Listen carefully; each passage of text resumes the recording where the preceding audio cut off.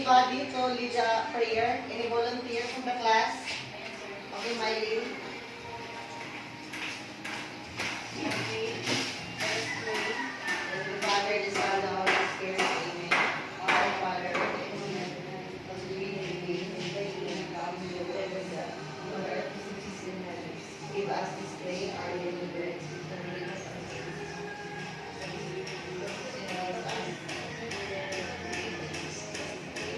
Amen. Good morning. Good morning, Sir Lorena. Oh, everyone sit down. Is everybody present? Yes, sir. Very good. Can you pick up some pieces of papers and dirt under your chairs if there is any? Are you ready for our next topic for today? Yes, sir. Okay. As a sort of review, let's have first a recap of what we have discussed yesterday. Any volunteer to recall what is our lesson yesterday? Yes? Sir, it's all about chemistry. Yes, indeed. It's all about chemistry. We all know, class, that chemistry deals with chemicals and other organic chemicals. And now, let's start. Before we start our lesson for today, I have first an activity assigned for the two groups. We have group 1. This would be the group 1 and this would be the group 2. And all you have to do is to form this image I have cut earlier and to into its correct one. Are you ready? Yes, sir. Choose a leader for each group. Understood? Yes, Who would be the leader for group 1? Jacqueline. We have Jackie. And for group 2, we have Mylene. Leaders, come here. Group 1, this will be your task. Same as group 2, this will be yours. I'll give you 5 minutes to accomplish the task I have given you. Form that into its correct image.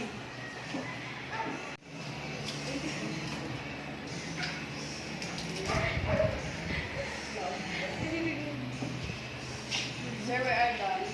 Okay, we have group 2, they are done. Okay, kindly paste your output here, group 2. Let's wait for the group 1 to finish their task. After you finish group 1, paste your output here.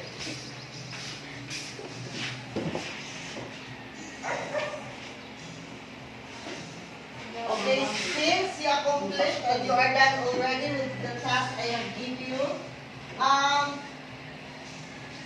can I ask any volunteer from the class of what you have observed from your output?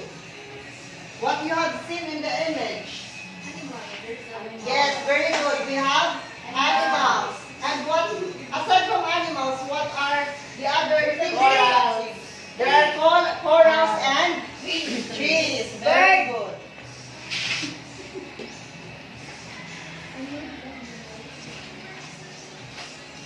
Next, let's proceed to our next activity.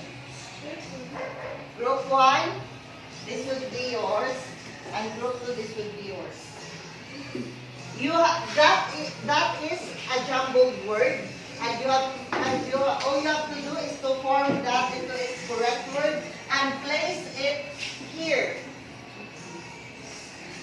Group 2, place it here also. Part, group 2 here, at the uppermost part.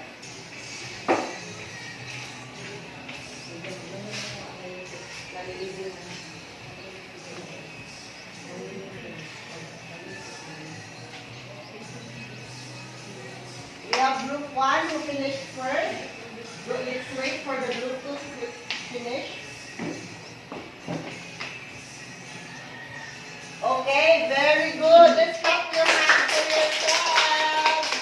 Group 1, we have the word, and we have the biotic, and also for group 2, biotic. Who can give a definition for what is biotic? Yes, Mylene? Biotic is living things. Yes, very good. Biotic is living things. These organisms belong to biotic. And in contrast to that, we have abiotic, which means non-living things. Very good. Since you already have an idea for what are organisms belongs to biotic, and we have only organisms belong to abiotic, I will have also another activity for you to accomplish. You have to place group 1, place your output here, put the biotic, and the abiotic also here. Same group 2, place the biotic here and the abiotic here also. Understood? Yes, sir. This I will give you pictures, and all you have to do is to determine and then identify which of these pictures belong, whether it is biotic or abiotic. Understood? Yes, sir.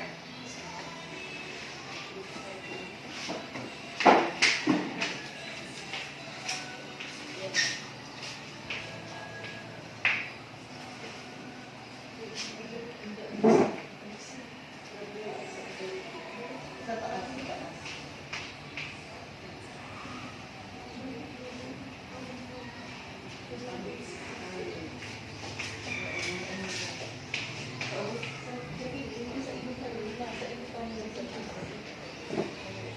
Already? Any abiotics?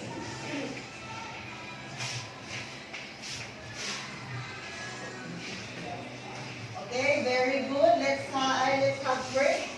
Let's check first your output for abiotic. Very good. Let's clap our hands for ourselves. For abiotic, let's check. Yes, we have.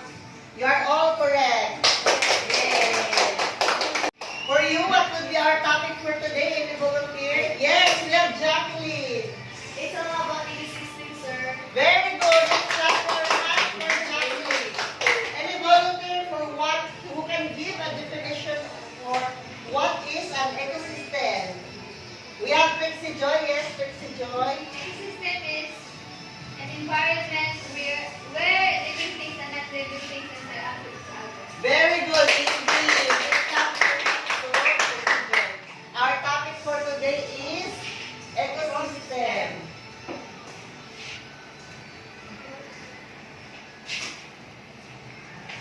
But before we proceed, let's have first our objectives. Kindly read in unison. Number 1. Enumerate the types of ecosystem. Number 2. Create a poster of the flow of energy in the different trophic levels. Number 3. Appreciate the benefits that an ecosystem can provide to human life well-being. Okay, very good. That would be our objectives for today. Let's check if we are going to attain these objectives. Okay, let's start.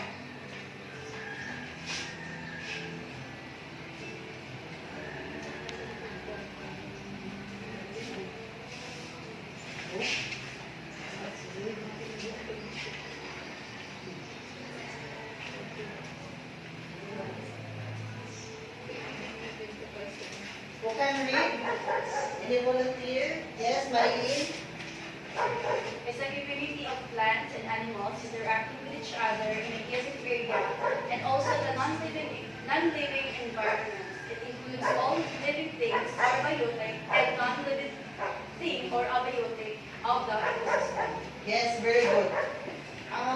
The ecosystem relates to the way that all these different organisms live in close proximity to each other and how they interact with each other. We already know that these organisms, the living things, the animals, we have the animals and we also have humans, and the non-living organisms, non-living things, or that which is composed by, we have the air, sunlight, stones, rocks, and water. They are the abiotic factors of the ecosystem. This is considered as the factors in which an biotic or the living organisms interact with each other in a certain environment that is called an ecosystem. I'll give you a vivid example of an ecosystem class. Example, we have a pond. You already know what is pond? Fish pond. Yes. A fish pond. A fish pond is composed of water and a mud or what we consider locally is lapo. And we also have what organisms that we can see in a pond. Fish.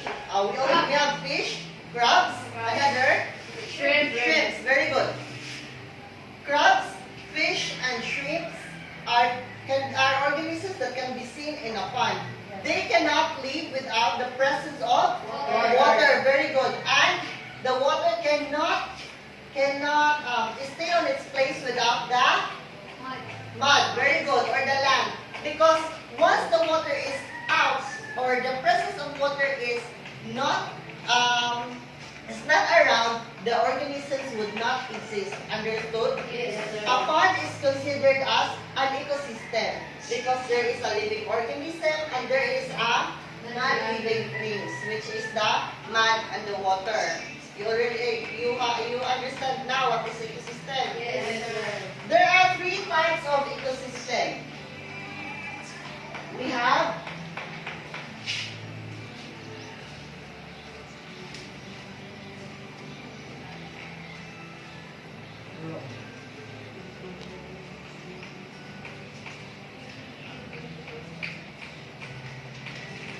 terrestrial ecosystem. What is terrestrial ecosystem? These are ecosystems composed of land. These are ecosystems that can be found in land. Commonly, this is also known as ecosystems that can be found in forest and rainforest. Example for this are, can you read? Rainforest. These are mga forest, mga kagubatan, di ba? Meron tayong mga makikitang iba't ibang uri ng hayop. We also have grasslands. In grasslands, we also have, we can see in grasslands, there are dragonflies, grasshoppers, and others. We have also frogs. In deserts, even though we say that deserts is a part of terrestrial or the land in when there is an extreme hot temperature, but there are also organisms that live or exist. We have the camels, and we also have rats. Rats can survive in a very hot temperature because they are an organism that can survive even without the presence of water. Understood? We also have the tundra. This can be found in the north and the south pole of the earth because tundra are the region where is the polar region, or where we find polar bears. Polar bears, we have walrus, we have penguins, that areas are called tundra. The second type of ecosystem is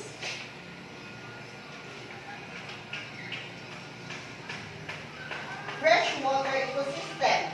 Freshwater ecosystem, from the name itself, freshwater, so this can be found in freshwater.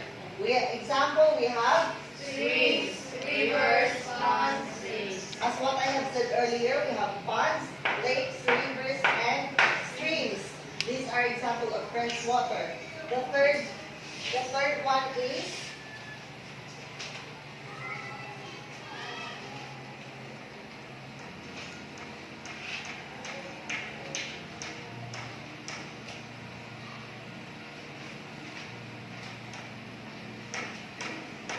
we have the marine or ocean ecosystem. Example for that are Deep water, cold water, warm water, shallow water. yes, we have the ocean, the Pacific Ocean, the Gulf, and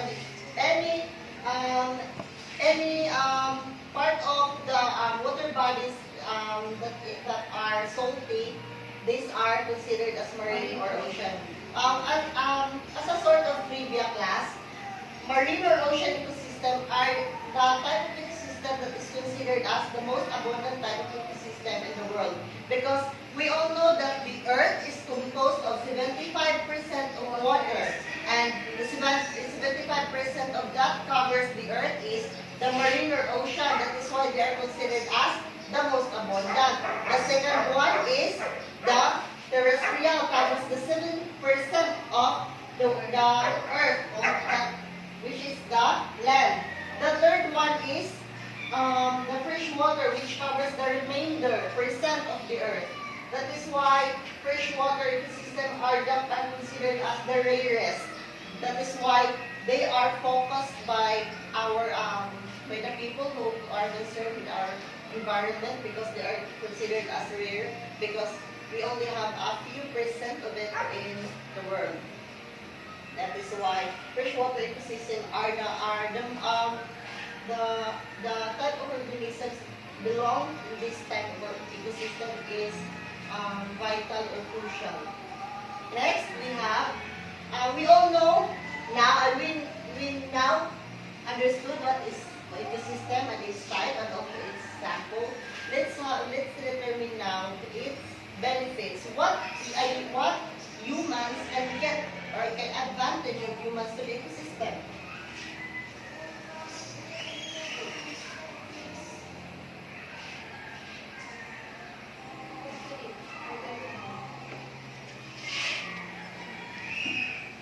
To human. Can they read? Soil formation, pollination, timber, water, food. Yes. Soil formation, we have hills and yes, we have chocolate hills. These are considered as the ecosystem that belongs to soil formation. We also have pollination because organisms such as bees and birds, they are the catalysts or the factors in which they pollinate flowers into another flower. That's why a flower blooms. A flower blooms with yes, a flower will bloom. The third one is the timber that we use for our living. It's also used for the chairs we're sitting now and for the tables also. For the fourth one, the fifth one, we have water and for food because food was produced by the plants. Because ecosystem is in the environment where living and non-living things interact. There is an instance of what's that? Consumption. So there is a competition because let's take an example, class. In a pond, if there is one fish that is bigger to the other fish that is living to the pond, there is a competition or a consumption happen in which that bigger fish will eat the smaller ones. That is why there is a consumption happen. That did you get my point? Yes. Because we will talk about the consumption of food from a certain environment, since we will not survive, we will not exist if we will not eat. We already knew that. That is why I will present to you the energy in the different trophic levels.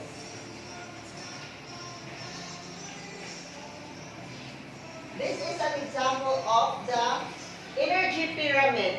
This is a representation of a pyramid in which a certain organism can get an energy from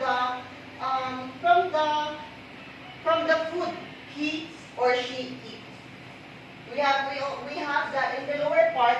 This is what is that? We consider as this seafood, in which the lower part or the lowermost part of the pyramid are the producers. This belongs, what organism belongs here? Fish. Producers. These are what organisms that are considered as producers? Producers.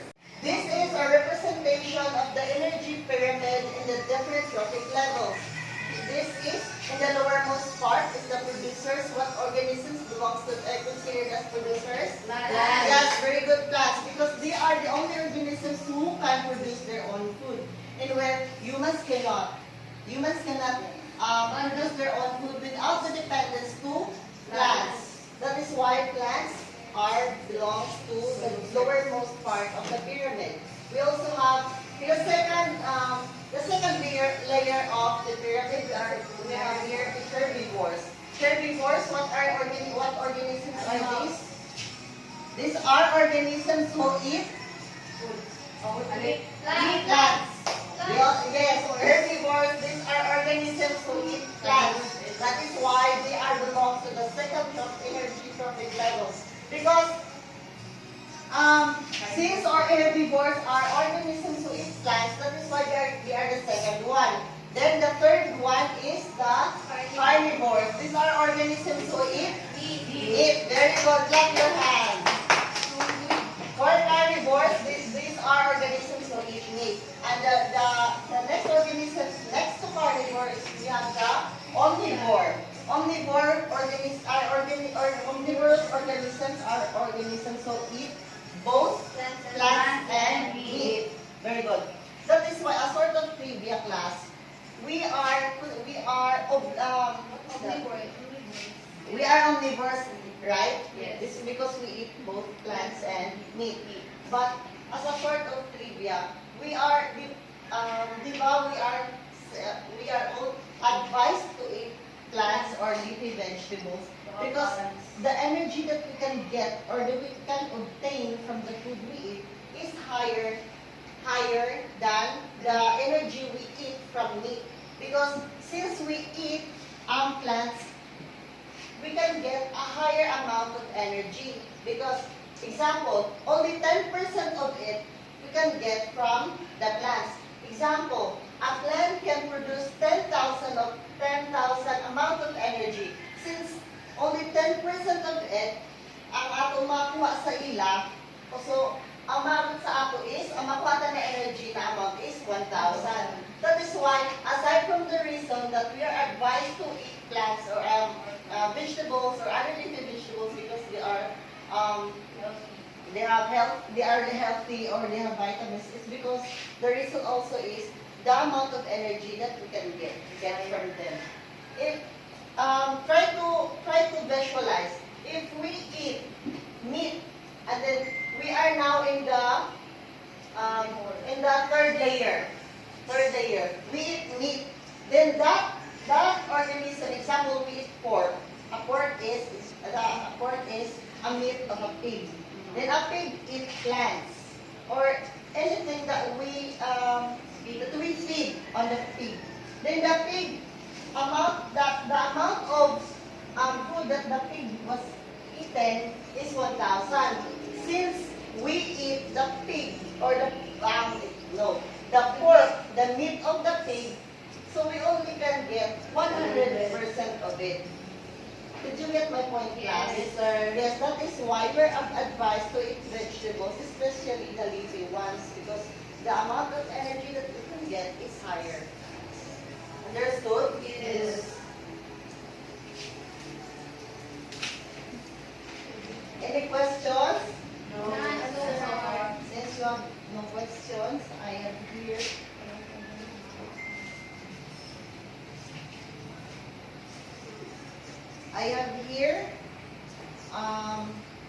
Questions for you to answer to assess if you truly get and understand what is our topic.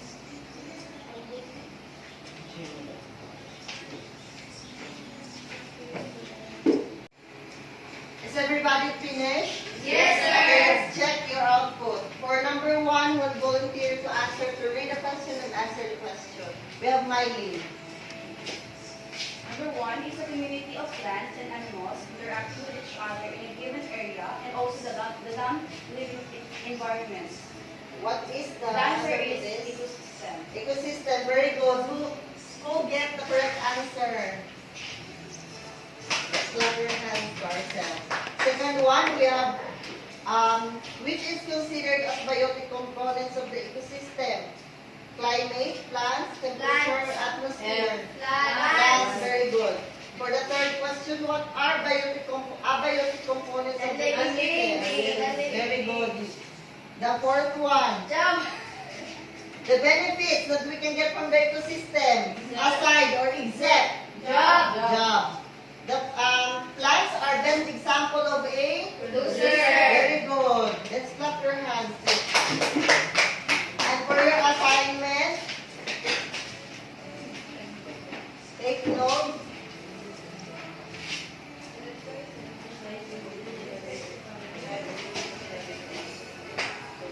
Human practices that can affect the ecosystem, you have to research that one. For the second one is what is an energy flow in ecosystem and what is ecological pyramid. Since I already discussed to you what is ecological pyramid, so you already have a prior knowledge or understanding for what is an ecological pyramid. Yes, sir. Maybe let's call it a day. Yes. Of course. Goodbye.